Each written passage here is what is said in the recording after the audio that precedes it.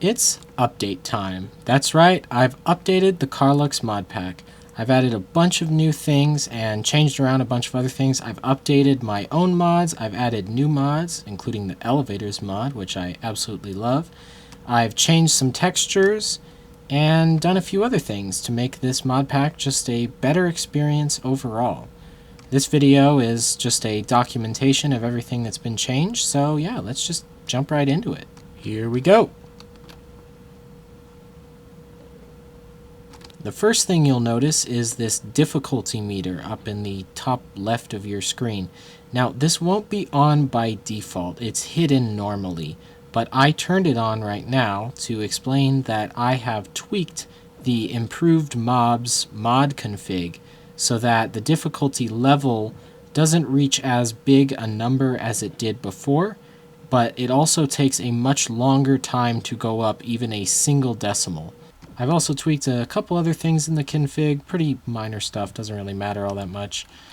Let's get into the big features. The first thing is this diamond scraper that you see here. This little tool is able to remove materials from tools, so it turns tools back into their worse version before they were upgraded in the smithing table.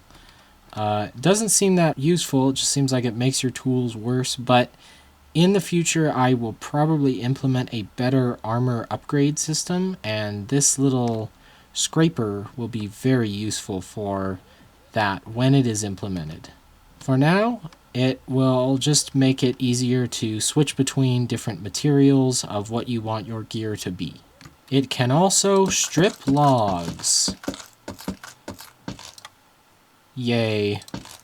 I've also added a vein mining mod so that you can break a bunch of blocks at the same time. This is fairly balanced, I believe. At least I hope it is. If I place down an anvil, get some levels, I can put vein mining onto my pickaxe, and if I hold down a keybind, I can break up to 24 blocks at the same time. Just makes mining super fun and easy. I just got almost 3 stacks of lignite there. That is ridiculous. Next, it's time to go to the nether roof.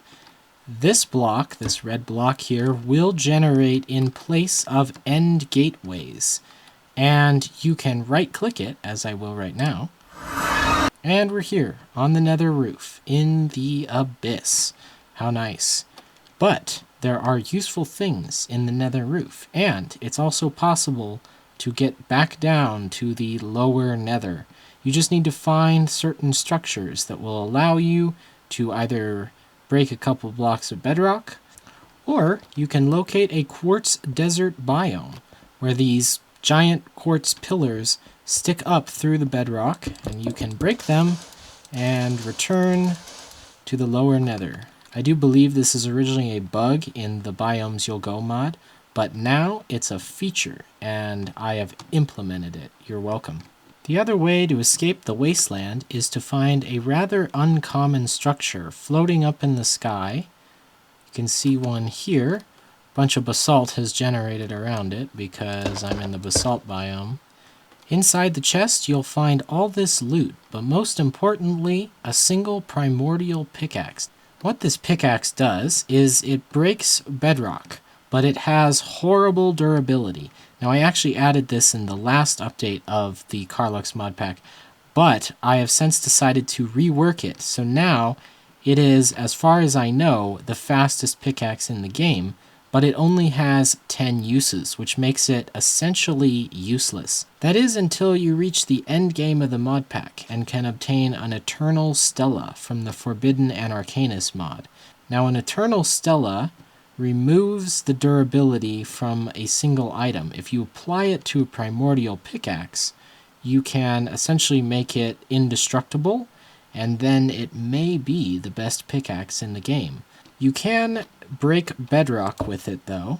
You will not get the bedrock back, but there we go. I've almost broken the pickaxe entirely. If I use it even once more, it will break. And now I am stuck in a hole. Pretty useful for getting out of the nether roof. Just make sure to bring another pickaxe with you that actually has durability. You may also come across this, a pillager nether roof outpost, which is a pretty useful structure with some pretty good loot. And if you manage to kill all the pillagers inside, it also obviously contains a nether portal, which will allow you to return to the end if you wish. Moving on from this structure, I can head up this way, and here is the theater. This is a much less common structure. It comes from the Conjurer mod, which is also how I got my fancy hat. And inside, if I just break in real quick, there he is. Thank you. This was another config change just to make the theater spawn in the nether, but it turns out it spawns on the nether roof instead of in the actual nether, but that's all right. Another uncommon structure is this, a mystery wood tree that randomly spawns across the nether roof. This tree's leaves can occasionally drop golden apples, as well as their saplings, and it's just a cool looking tree. Another minor, yet rewarding structure to locate in this barren wasteland. And that's all to see on the nether roof, so I shall return to the end. This update also adds a few add-ons for the Create mod, including Create Stuff and Additions, Ars Creo, which is a compatibility mod between Ars Nouveau and Create, as well as Create Confectionery, which is how I got these white chocolate bricks that I'm currently standing on. Look at these blocks. I could literally make the palace from Charlie and the Chocolate Factory if I wanted to. It will have 100 rooms, and everything will be made of either dark or light chocolate. There's also this really cool blaze flamethrower.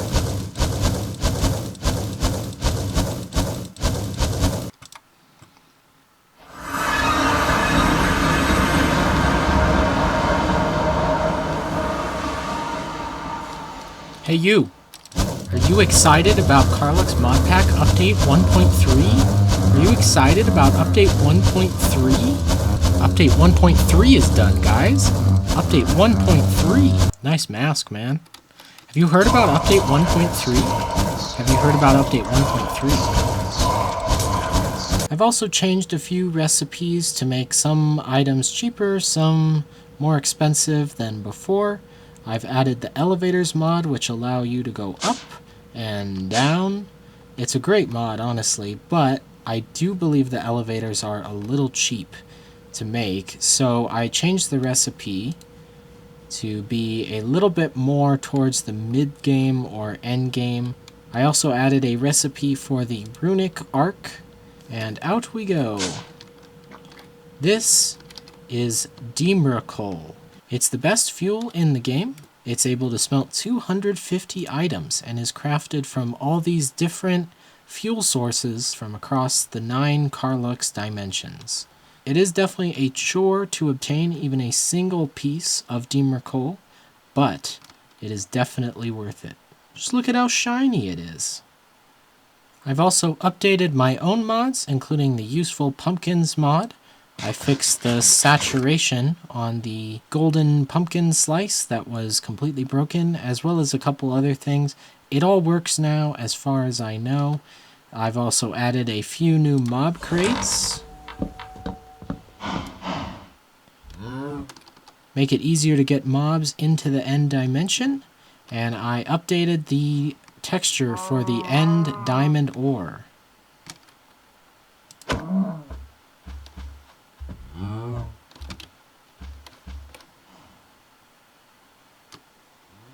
Look at this new summoner texture. It's so nice. It's so nice. Anyway, that's about all the important changes. This isn't the biggest update in the world, but I'm happy with what's been done. And with 1.3, I think Karlux is now in a state of functioning where I can call it at least somewhat done. And that's why 1.3 will be the first release and not beta version of Karlux. So that's exciting. And that's about all I have to say. Until the next video, I will see you later.